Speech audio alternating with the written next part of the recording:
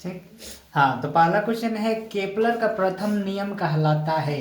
Kepler एक वैज्ञानिक था जिसने क्या किया था, पृथ्वी का जो सूरज के चारों ओर पृथ्वी घूमता है ना, तो उसके विषय में बताया था केपलर ने। समझ में आया? तो केपलर का पहला नियम क्या था? केपलर का प्रथम नियम था कक्षाओं का नियम। क्या नियम था? कक्षाओं का नियम। तो कक्षाओं का नियम में बोला कि पृथ्वी जो है सूर्य के चारों ओर चक्कर लगाता है, तो कैसे घूमता है? दीर्घ वृत्त में घूमता है। बात समझा? प्रथम नियम कौन सा नियम है? कक्षाओं का नियम। समझ आ गया बात? दूसरा क्वेश्चन है, आवर्तकाल नहीं, केपलर के ग्रहों की गति का पहला नियम बताता है। ग्रह किस दिशा में घूमते हैं? तो किस दिशा में? दीर्घ वृत्तीय कक्षा में घूमते हैं। ये तो तभी में बता दिए हैं। समझ रहे हैं ना? ग्रह किस दिशा में घूमता है? दीर्घ वृत्त कक्षा में घूमता है। मैथ में पढ़ चुके थे दीर्घ वृत्त, पढ़े थे ना दीर्घ वृत्त? तो वही है। केपलर का द्वितीय नियम कहलाता है। केपलर ने 3 गो नियम दिया था। कितना दिया था? 3। तो पहला था कक्षाओं का नियम। दूसरा नियम क्या था? तो दूसरा नियम है हम लोग का क्षेत्रफल का नियम। केपलर का दूसरा नियम क्षेत्रफल। हाँ, तो उसने क्या बोला? क्षेत्रफल का नियम। मान के अच्छा छोड़ दो, उतना नहीं करना है। केपलर का तीसरा नियम क्या बोलता है? आवर्तकाल का नियम। समय। पहला नियम कक्षाओं का नियम, दूसरा नियम क्षेत्रफल का नियम, तीसरा नियम आवर्तकाल का नियम। समझ आया? केपलर का द्वितीय नियम का परिमाण क्या होता है? परिमाण क्या होता है? तो कोणीय संवेग का संरक्षण का ये परिमाण होता है। ठीक। केपलर का द्वितीय नियम का परिणाम क्या है? कोणीय संवेग का संरक्षण। आगे सुनो, निम्नांकित में से कौन सा केपलर का नियम आवर्ती नियम के नाम से जाना जाता है? तृतीय नियम। कौन सा नियम? तृतीय नियम। आवर्ती नियम का मतलब होता है समय।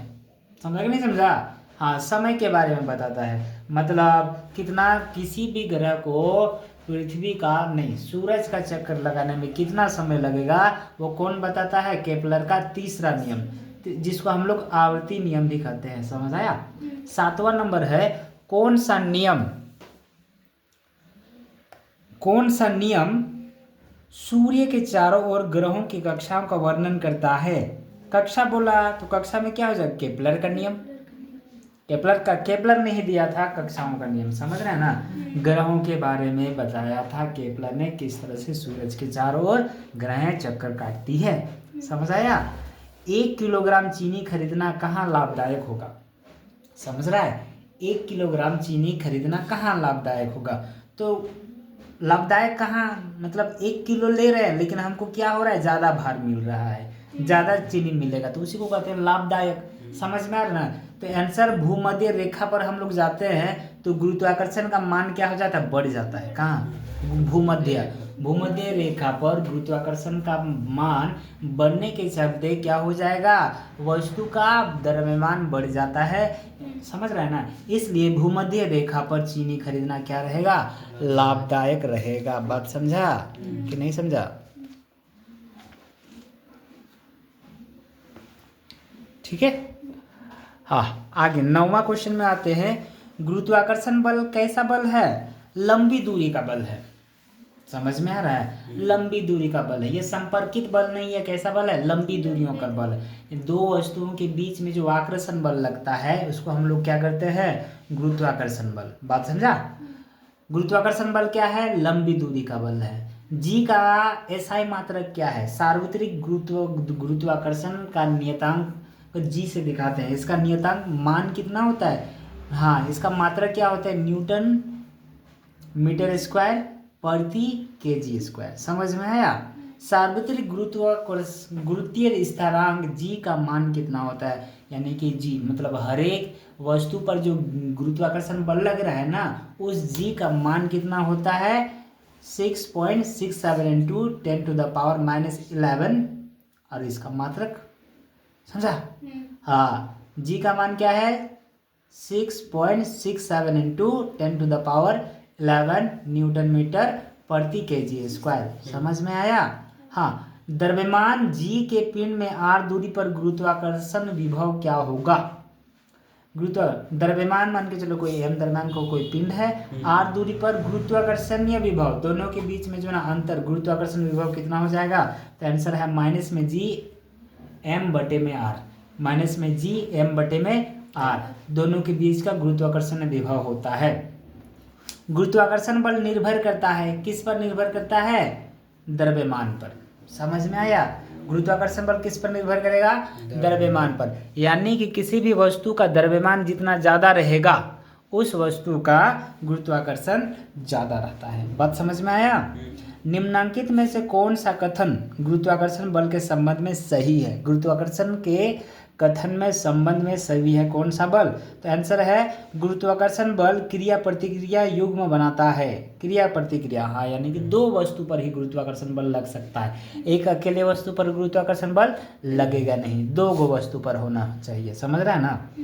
निम्नांकित में से कौन सा कथन सार्वत्रिक गुरुत्वाकर्षण स्थिरांक जी के संबंध में सही है? तो जी के संबंध में क्या है? मात्रक के सभी पद्धतियों में जी का मान समान होता है। हाँ, यानी कि ये जो बड़ा जी है ना, सार्वत्रिक नियतांक जी, वो हर जगह जी का मान स्थिरांक है, सेम है, लेकिन हर एक ग्रहों का गुरुत्वीय मान अलग अलग होता है क्योंकि द्रव्यमान पर निर्भर करता है। इसलिए पृथ्वी का गुरुत्वाकर्षण बल अलग है, चंद्रमा का गुरुत्वाकर्षण बल अलग है। समझ रहे हैं ना? हाँ, किस पर डिपेंड करता है? द्रव्यमान पर।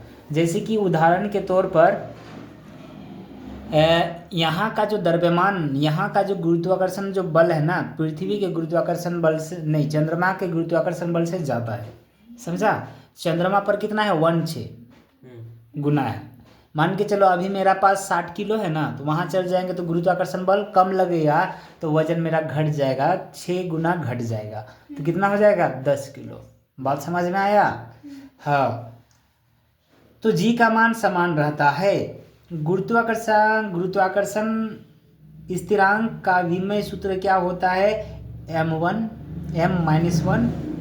L का पावर 3 T-2, ये गुरुत्वाकर्षण स्थिरांक का विमेय सूत्र होता है। समझ आया? 17 नंबर में है पृथ्वी का गुरुत्वीय त्वरण का मान बताना है। पृथ्वी का गुरुत्वीय त्वरण यानी कि पृथ्वी जो है ना, किसी वस्तु को अपने ओर खींचता है तो उसका स्पीड कितना होता है? 9.8 मीटर प्रति सेकेंड स्क्वायर होता है। ये पृथ्वी का गुरुत्वाकर्षण का मान है, गुरुत्वीय बल है। समझ आया? तो इसको हम लोग छोटा जी भी बोलते हैं। समझा? छोटा जी। पृथ्वी का त्वरण बोलेगा इतना, गुरुत्वीय त्वरण इतना होता है ना। पृथ्वी का जो केंद्र है जी का मान कितना होता है? पृथ्वी के केंद्र पर जी का मान, गुरुत्वाकर्षण 0 होता है केंद्र पर।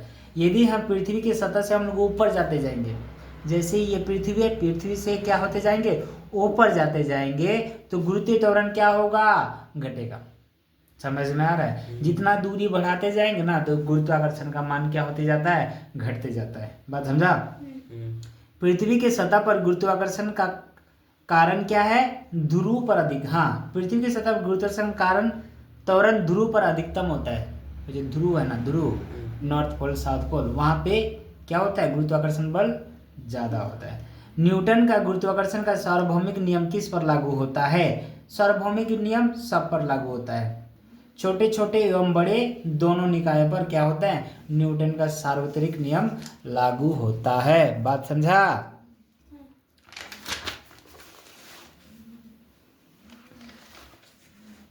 ठीक। अब चलो, एक समान गोलाकार खोल के अंदर एक